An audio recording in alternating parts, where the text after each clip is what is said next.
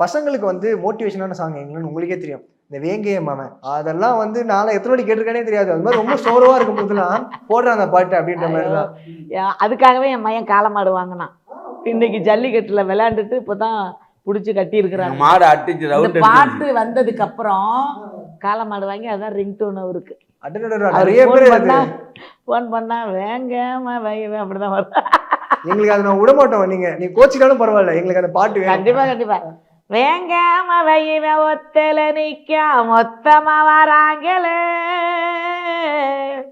நேர்ந்து விட்ட ஆட்டு குட்டிய வெட்ட போறாங்களே, யாரே இங்க செட்டிங்க இல்ல பயத்துல உடம்பெல்லாம் சொட்டிங்க, வாழு முன்னால நத்திங்க ஆவ போற மச்ச சாவ போறடா.